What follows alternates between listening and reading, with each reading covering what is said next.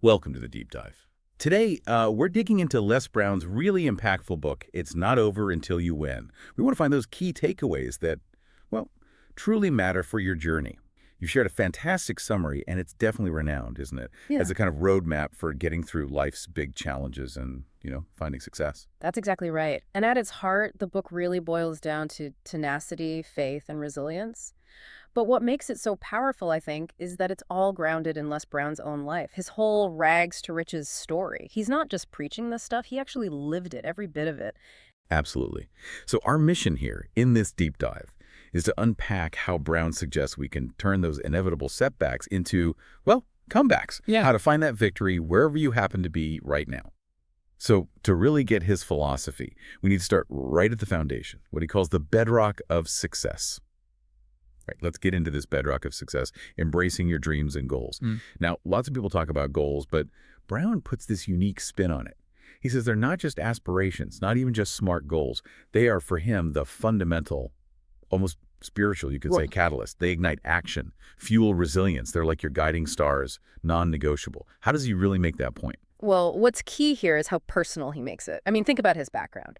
Labeled educable, mentally retarded in school, growing up in poverty, those things could have easily just completely limited him. But his dreams, specifically that intense desire to motivate and inspire people, that became his mission. It pushed him way beyond the circumstances. Honestly, his own life story is probably the most powerful argument he makes for having that kind of deep vision. Incredibly compelling, yeah. Mm. And he doesn't just leave it there. He gives us actual strategies, how to not just have passions, but to, really pursue them. He talks about deep self-reflection, things like journaling, meditation, mindfulness, getting really honest with yourself. Then, yes, setting clear, measurable goals. But crucially, breaking down those big ambitions into smaller chunks, little tasks, so it doesn't feel so overwhelming, right? Yeah. Makes the whole thing feel more doable. Exactly. And connecting that to the bigger picture, Brown really stresses that cultivating a vision isn't just about what you want, it's deeply about why you want it, making sure it clicks with your core values, that clarity, that kind of unwavering commitment to your own dreams. That's where the perseverance comes from. It taps into something deeper than just surface level motivation. Okay, next up, let's tackle what often feels like the biggest fight, the one inside ourselves. Conquering fear and self-doubt. Brown sees these not just as passing feelings, but as huge psychological roadblocks, ingrained habits almost, that just stop progress cold. And he's clear, getting past them takes deliberate, strategic effort. Yeah, and it often kicks off with some real honest thinking. Brown says the first step is just recognizing where these feelings come from, understanding their origins. Often it's past negative stuff or messages we picked up from society, or just these deep-seated beliefs about what we can and can't do. You've got to find the root before you can really deal with it. Right. Identify the source. And once you start doing that, he brings in self-affirmation as a really powerful tool. He suggests actually crafting and then saying positive statements out loud about your abilities, your potential. It's more than just thinking positively, isn't it? Brown seems to imply it's almost like rewiring your brain. Saying it out loud builds new pathways, strengthens the belief, weakens those old negative patterns, like mental push-ups. Exactly. Yeah. Like exercise for your mindset. Yeah. And working right alongside that is deliberately stepping outside your comfort zone. Brown argues that comfort zones feel safe, sure, but they're actually where complacency and fear really take root and grow. Every little victory you get outside that zone builds real, tangible confidence. It proves to yourself what you're actually capable of. He also really highlights how crucial your environment is. Having positive, nurturing people around you, people who encourage you, give you reassurance, especially when fear is clouding your own judgment. That support can literally shift things internally, make breakthroughs happen. And like we said, Brown's own life just proves these points so clearly.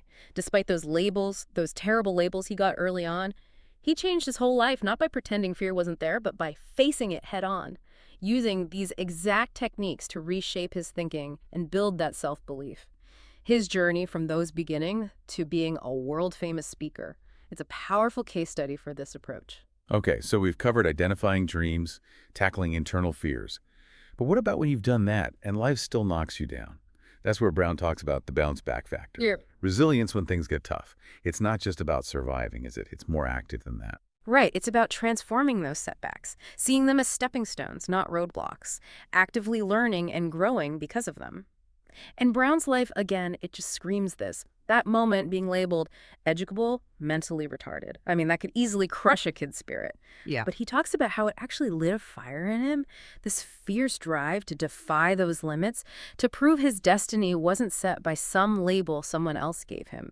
It wasn't just bouncing back, it was like a defiant leap forward. And he's so open about his own early failures, too. He tells that story about his first public speech attempt being a total disaster. Nerves, self-doubt, just completely bombing.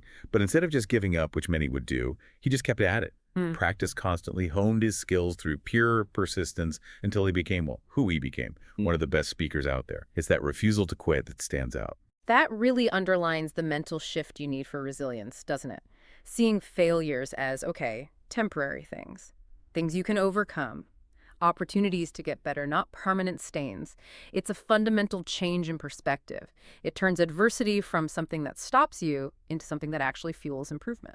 So his practical steps for building that resilience, setting realistic goals, small ones even, incremental steps, achieving those little milestones builds confidence, creates momentum. They act like small wins that keep you going.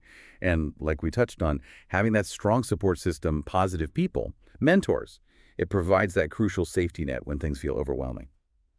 All right, let's move on to mind over matter. This is about harnessing the power of positive thinking and visualization. Brown really insists that a positive mindset isn't just nice to have. It's a cornerstone for success. It's like a catalyst that pulls you towards your goals and genuinely shapes your future. He gets specific about practices to build that optimism. Things like deliberately, consistently focusing on the good, even when things are tough. And, as we've already heard, using those daily affirmations, reinforcing belief in yourself, your potential. It's about actively rewiring your brain towards more empowering thoughts. And then there's visualization, creating that really detailed mental picture of success. Sounds a bit simple, maybe. But Brown argues it's a profound mental rehearsal. It's not just wishful thinking. It's like you're programming your subconscious mind to line up your actions, your emotions with that desired future. It actually makes achieving it more likely, like pre-living it. Yeah, and his own transformation is the perfect example. Going from those really difficult beginnings to being a global speaker, he credits so much of that to his ability to vividly see that successful future for himself, to see beyond the labels and limitations others tried to put on him. And that connects back to how important it is to actively surround yourself with positivity. The people you hang out with, the stuff you read or watch, the places you spend time, it all creates this kind of supportive echo chamber, right? Which helps you grow, helps build resilience, keeps reinforcing that positive vision you have for yourself. Okay, here's where the rubber meets the road, you could say. Yeah. The bridge to reality, taking action.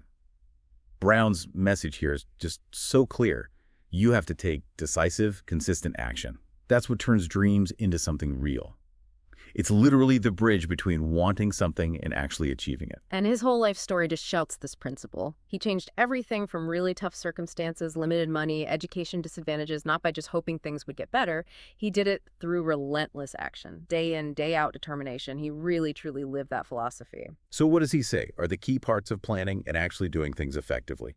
He advises starting with those clear, specific goals we talked about, then breaking them down into manageable steps, little bite-sized actions. His example of public speaking is great. You'd research it, maybe join a club like Toastmasters, practice your speeches, ask for feedback. The main thing is just starting, taking those steps, even if they feel small or a bit uncomfortable at first. And keeping that momentum going, staying consistent, that's crucial. He suggests making strategic plans actionable tasks, realistic deadlines, using planners or apps, whatever works for you, regularly checking your progress, and importantly, celebrating the small wins along the way to keep motivation high. He also really hammers home developing self-discipline through daily habits, rituals like morning affirmations, reading motivational stuff regularly, embedding it into your routine. And a simple tip, but one he mentions as really effective. Things like vision boards or mantras or even just written notes.